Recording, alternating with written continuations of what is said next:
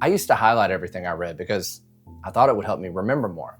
But I eventually realized what I was doing was something that felt like learning without actually learning itself. So in this video, I'm gonna share with you what I'm doing now that's been way more effective than highlighting and how you can do it too.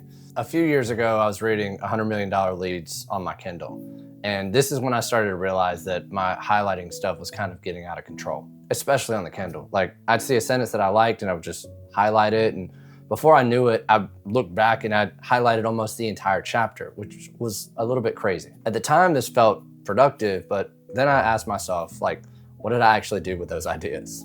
And most of the time it was nothing. And I realized I was just collecting information instead of actually processing it. I'm not saying highlighting is completely useless. Like there's legitimate reasons to highlight sometimes. You can do it to mark something important, or it can make it easier to find something later. It can even make reading feel more engaging if you're trying to build the habit.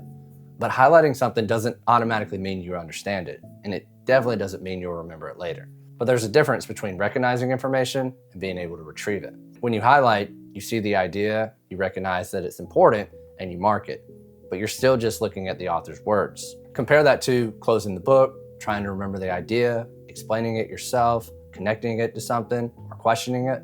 And the more I think about reading, the more I realize that the goal isn't to collect all the good sentences, it's to actually make the ideas your own. A book isn't something you're supposed to passively consume.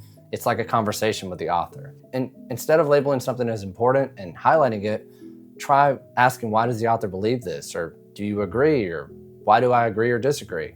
How does this connect to something I already know? Or how would I explain this to somebody else? And you can literally have a conversation with the author in the margins. Like, I'm telling you, you can write in your book. It's yours. And I'm not marking in the book because I want to remember the author's words. I'm marking it because I want to remember what I thought about the words. I think a lot of people were conditioned to not writing in books, especially like school textbooks and stuff. I know I was. But if it's your own book, then it's yours. You're not ruining it, you're just making it more useful to you. And for me, this approach was a little intimidating at first because I thought I needed to know like what to underline or I needed some perfect like annotation system, but you really don't. If something makes you stop and think, then just respond to it. So at this point, I started asking myself, what am I actually trying to get out of the book? Not how many pages did I read or how many highlights did I make, but what do I understand now that I didn't understand before? And what can I do with what I learned? I wouldn't say highlighting's the enemy. I'd say passive reading is the bigger problem. Don't worry about making the book look pretty.